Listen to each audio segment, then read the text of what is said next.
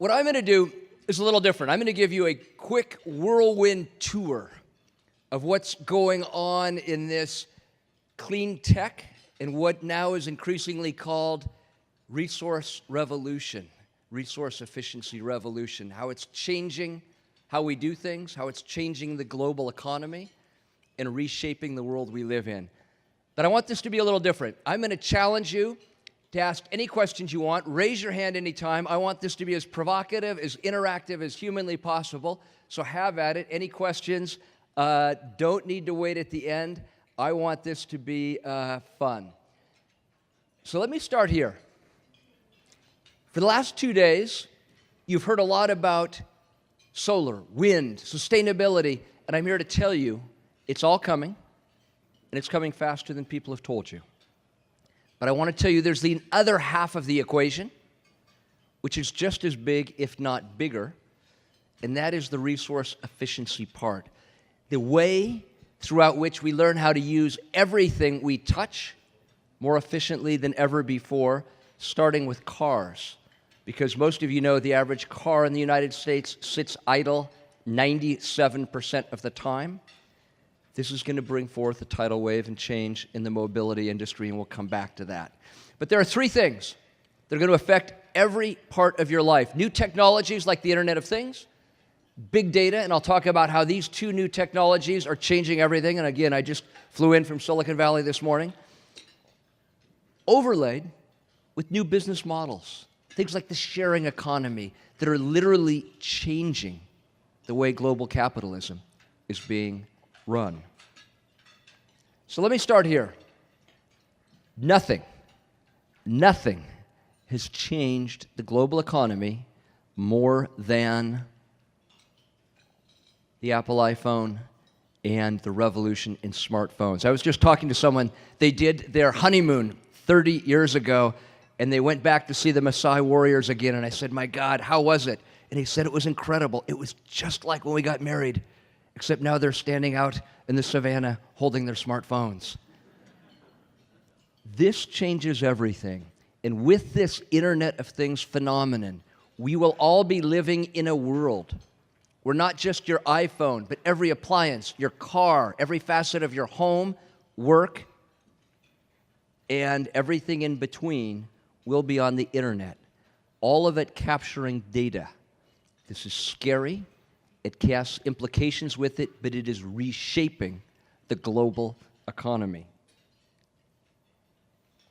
And it's moving into your home faster than you know. Since the ULI's here, I want to do a full stop on this. I served on the Secretary of Energy's National Advisory Board. I was one of 8 people. I represented the venture capital industry, and Secretary of Energy Chu asked me to put together the white paper on building energy efficiency because he said that will have a more profound impact on reducing the nation's energy use than all the solar or wind we will build. And you at the ULI are sitting on the edge of that revolution. The world's biggest companies are all moving into the home. They're getting, for the first time, in between the utilities and the homeowner, one, to capture the revenue, but also to capture the data on every facet of what you're doing. Will this bring extraordinary energy efficiency to your life? Absolutely. Will it make your life a lot easier? Without a doubt. Will it create some truly enormous privacy issues? You bet. This is the new world we live in. This is why these 3 companies, all in the top 10 biggest firms in the world, are in a breakneck race to come into your home. Big data. Just as big a phenomenon, because not only will there be data on every part of your life, we'll be able to crunch it, to make sense out of it, to give you advice, to make your life easier, and to sell you more stuff. And no place will the big data phenomenon be bigger or more profound in how we drive cars. I think many of you know virtually every major automaker in the world is putting an all-electric vehicle on the road this year, but folks, right behind it, and when I say right behind, I mean 12 to 24 months. We're not measuring in years anymore, in months. You will see autonomous vehicles.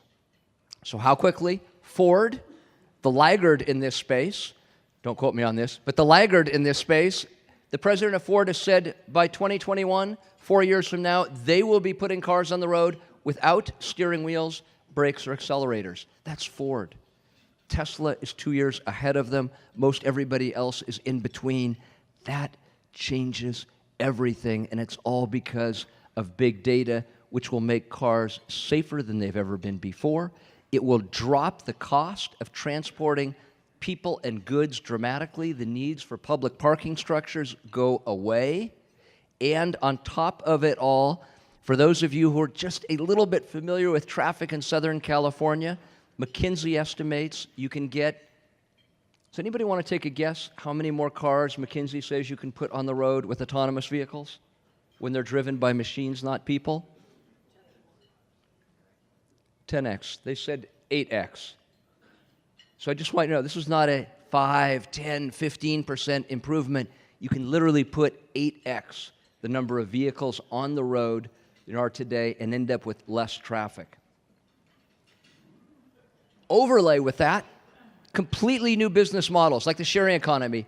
Cover story, Time magazine, and I was thinking, I get it. I live in Silicon Valley. I understand sharing economy companies. How many are there? 100, 200? There's 100,000, and that was 2 years ago. Now estimated to be between 500,000 plus. This is changing our life. And let me just, whoops.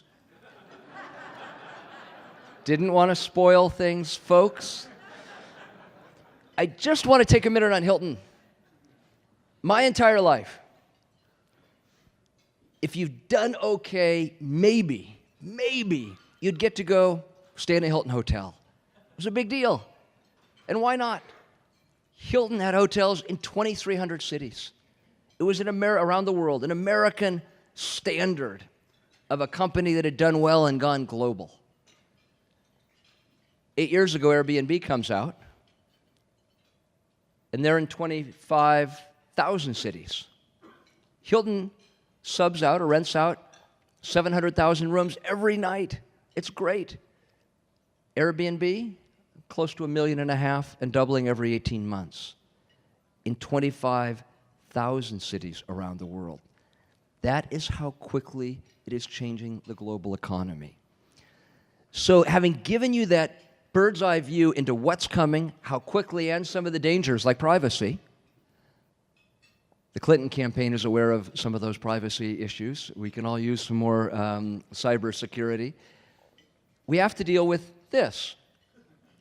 And the question comes up, how will the Trump administration change this whole move towards sustainability, resource efficiency? What does this mean? And what I want to suggest to you, when it comes to energy policy, not much.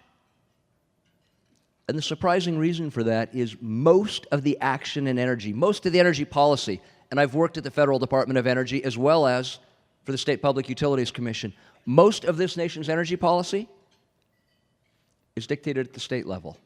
The PUC has far more impact than most agencies in Washington and is frequently referred to as the most important government body outside of Washington.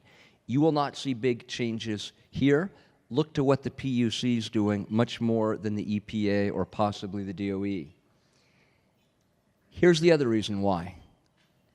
After 100 years of living in a carbon-dominated world, most all of my life, our lives, the 10 biggest companies in the world were the 6 oil companies, the 3 auto companies, and either U.S. Steel or General Electric.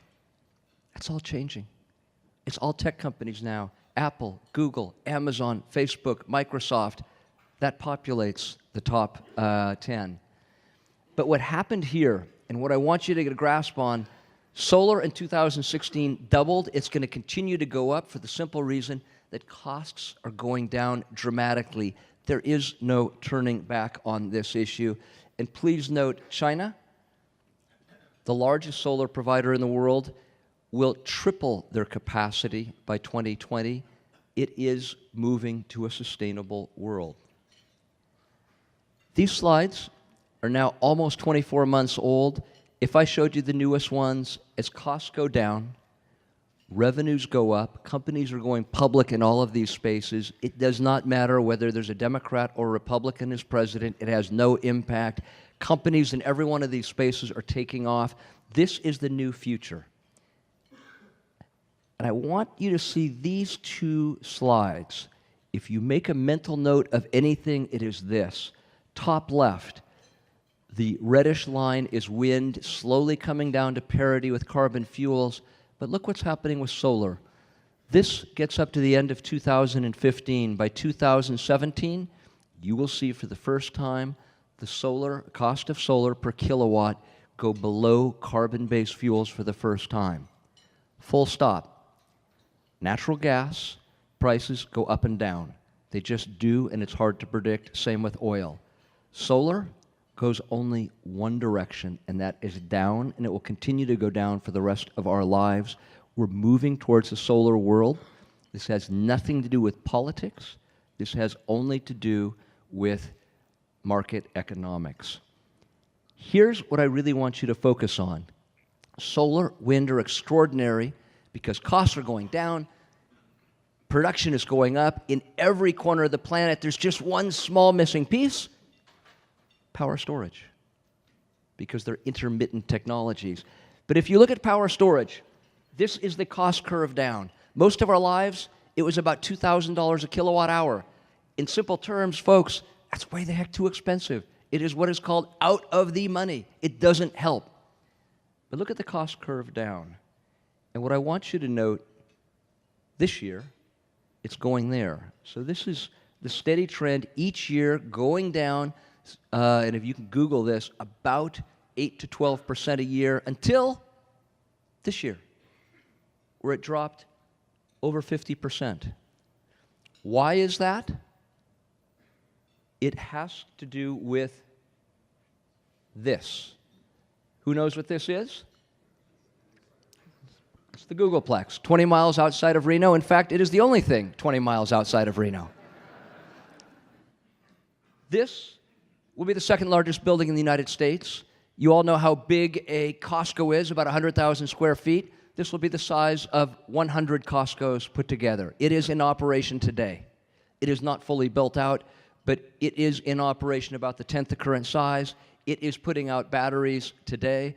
And the punchline here is there is a global race between Tesla, LG Chem, Panasonic, Sanyo that is driving the cost down. What this means is our country, every country, will be an electric vehicle sooner than you know. What this means is as you get down to $200 a kilowatt hour, you will see storage in virtually every house in the United States over the next 10 years. We're moving from a carbon oil economy to a renewable economy, and this is a key part of it.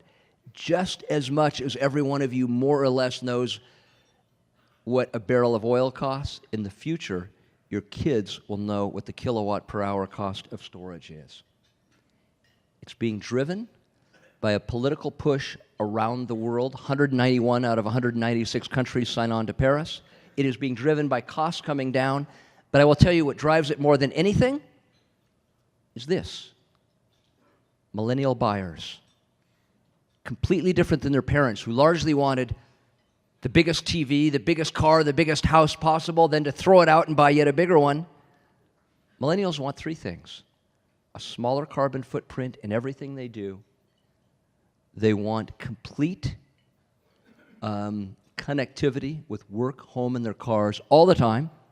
And they want cleaner air, food, and water. This is what's remaking the global economy. This is what the ULI needs to be thinking about in terms of building for the future, because the millennial generation, now the largest buying cohort in the world, will demand it.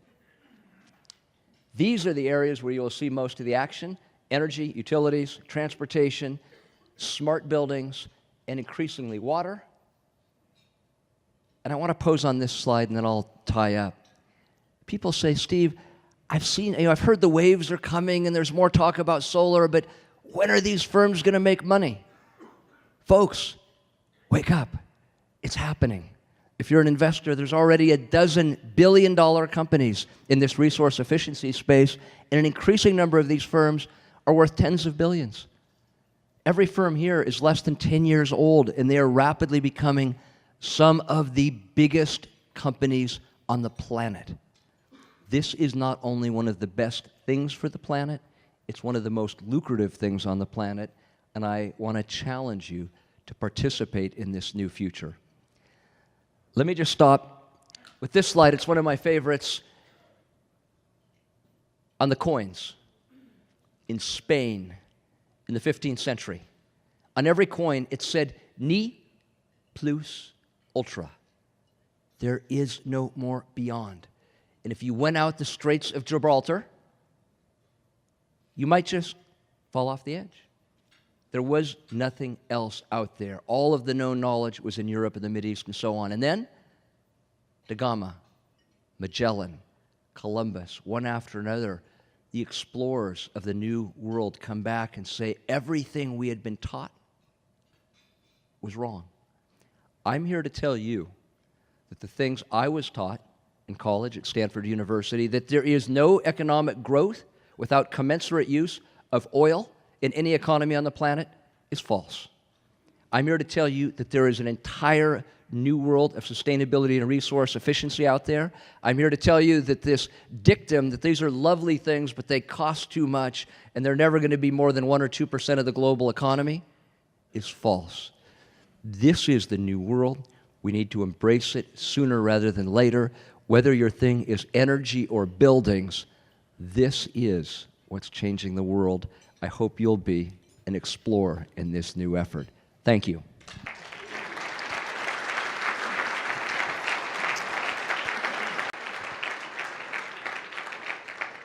I am delighted to be here. I went a little bit over it. We're going to take a few questions in rapid order. We're going to start with this gentleman here, and if 2 or 3 others are ready, I'll answer your questions as quickly as we can, and then we have some great speakers behind me. Sir. Thank you. A lot of city planners here. In terms of autonomous cars, what specific things should they be doing to prepare for autonomous cars? What specific details should they be incorporating into their plans? Good God. So city planners, city managers, by the way, I used to work for the city of San Jose. There is no more important job than working for a city because, folks, the federal government and the state is always the last to get there. Cities are on the cutting edge. The technologies are coming faster than you know. What people really want to know is, A, can you help ensure safety and basic standards? B, can you help ensure equality, equal access? I was talking with the city manager of Santa Monica about how important it is to ensure that disabled and that everybody is assured equal access and safety. Those are the big issues. We're just looking for common standards that can be universal. But please note, everybody is looking for California to lead. We are where most of this is happening. It is no coincidence that places like Tesla happen here. By the way, one of those other things I heard my whole life is, California is nice, but you're never going to manufacture stuff here. I joined the board of Tesla when there were 27 people in a little warehouse in San Carlos, and Elon Musk said, we will challenge Detroit as the car manufacturer of the world, and California will, but we have to set the standards that goes with it. I'm working on an op-ed on this piece now. The smartest guy I've seen in the country is named Stefan Heck. He co-authored a book called Resource Efficiency, The Resource Revolution. If you haven't read it, get it. He'll give you some more specifics on this issue. Let me try to knock out 2 or 3 more other questions. Yes? 5 questions. Good. As long as they're good questions. Sir. Thank you, Steve. Besides the security challenge, what about the challenge between the haves and have-nots? Most of the people in this room can afford solar, can afford an electric car, but what about our friends who are in multi-unit housing, who are getting by on the bare minimum? How do we bring them along and ensure equity in this? 3 points on this. Huge issue. How do you assure that this isn't just sort of the playground of the rich? And look, God knows I am as guilty of this as anyone. With Tesla, I love the Tesla cars, but at $100,000, it's not solving the problem. It is a plaything. This is going to change because the costs are going down for electric vehicles, for solar, every part. It will become more accessible. 2, cities and states have a responsibility to provide some level of incentives to make sure that those who can't afford the upfront costs, et cetera, have access to these new technologies. Again, Mr. Musk providing Solar City, where you can literally put solar on your roof. And you have to get your arms around this. Literally for 20 years, people would say, I have a solar company, it's awesome. I used to work at the Department of Energy. What's the payback? And as long as it was 10 years, not so much interest. 7 really excludes people. 3 kind of get to a few people in Santa Monica and Beverly Hills. Mr. Musk's big epiphany was not the solar at Solar City. It's that he said, here's the funding vehicle where you can have solar on your roof now, nothing down.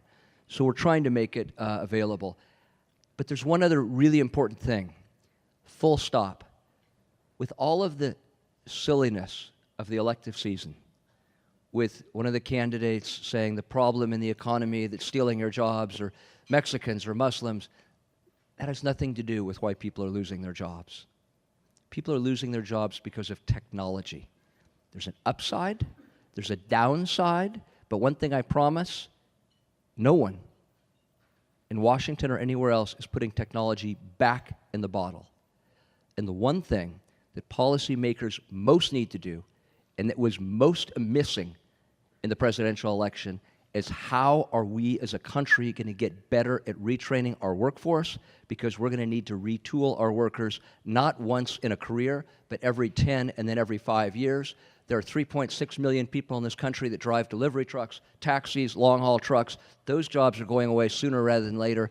That will be the cutting-edge public policy issue, is how can we, and when I say we, I really mean California, create the new curriculum of the future and think about smart ways to provide later in life job retraining for our workforce, because many of the jobs today will be obsoleted. We need to make sure those people, especially in the underclasses, are retrained so they can be competitive in the future.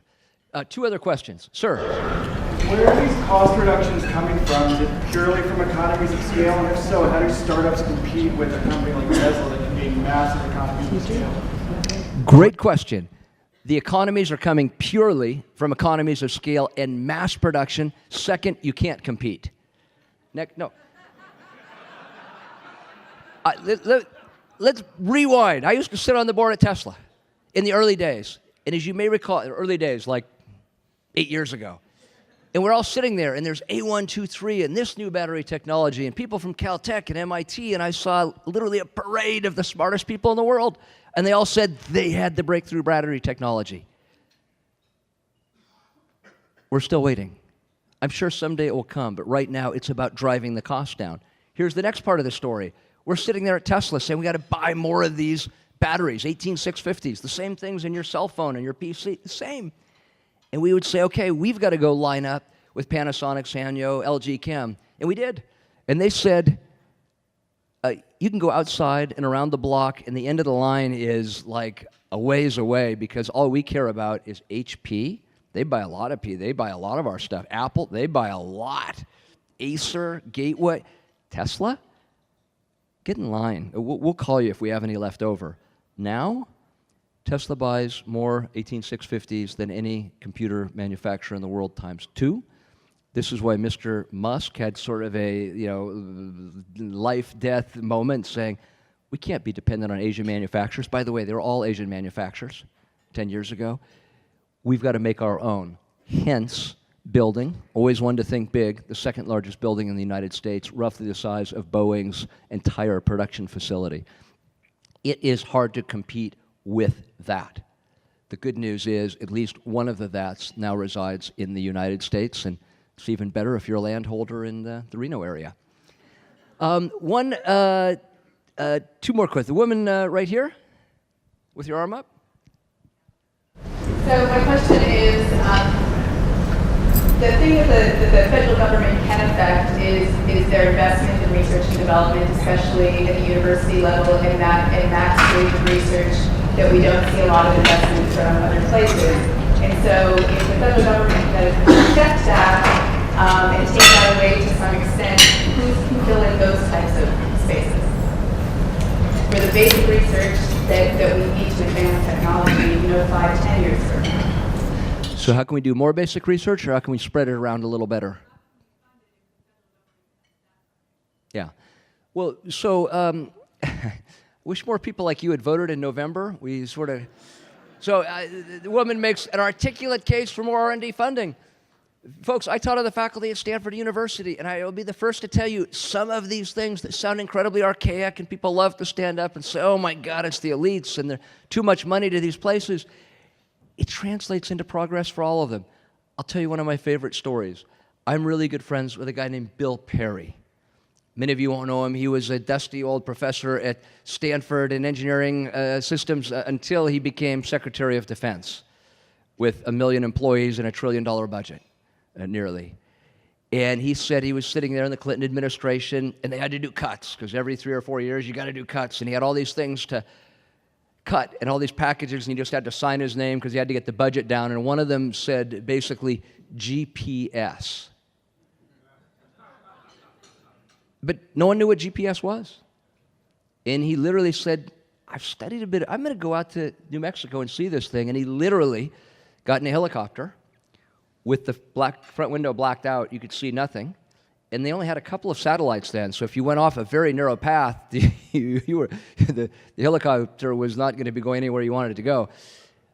And he went on the first sort of self-guided, autonomous flight 20 years ago and said, we will not cut this. The economic impact on the United States from R&D is dramatic. We need a president and a Congress who understand that. If this president doesn't get it, we need members in Congress in both parties to stand up and say, if you talk to McKinsey or anybody else, forget Democrats or Republicans, they will tell you that right after basic infrastructure, the best investment we can make is in R&D in this country. We need more of it, not less. Last question. Sir. Thanks for all your work. This conference started off with a bold challenge by former Congressman Mel Levine to all of us, and now I'm heartened by hearing what you have to say. On Sunday, in the midst of everything that happened this week, Boris Clinton said that Clinton said we need to remember where we came from in order to know where we're going. And how do we communicate to others outside of our little, universe here? How do we communicate what your message is to drive policy while things are going on the way they're going on? Well, in short, the question is, how do you fix this political mess we're in? I was hoping for some harder questions this morning, but let's just solve that one right now. It is not easy. By the way, Mel Levine is one of my favorite people and just an extraordinary human being. If we had another 100 Mel Levines, this whole country would be a better place. Let me just come back here. I happen to be a Democrat, and as much as I'm not happy with the outcome of the election, I will be the first to say our party needs to do a better job of getting into the 21st century. We need to talk in a more coherent way about dealing with the have and have-nots. We need to do a better job of talking about the curriculum of the future, universal bandwidth, the things that would give every child a chance in our community to excel. Here's one other thing to just file away, and this is far more controversial than anything I will say. If we could get better about accountability in public education, we could close the gap between blacks and whites, poor and rich, faster than you know, and we don't have nearly enough accountability in our public schools. We don't have high enough standards, and we don't have enough money.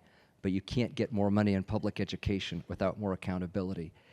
The future is to take a page from the playbook of places like Singapore, South Korea, Finland, and figure out how to retool our public education system for students as well as grown-ups. And let me just close on this point. It is hard to imagine how we're going to succeed in this new world where you literally may have to get completely job retrained, not once a life, but every 10 years, maybe every 5. But I will tell you this flat out. There is no country on the world better prepared to re-educate its population than the United States, the tech center of the world, the wealthiest country of the world. We just need better elected officials who will stand up and do the right thing, not pander to the lowest common elements. Thank you.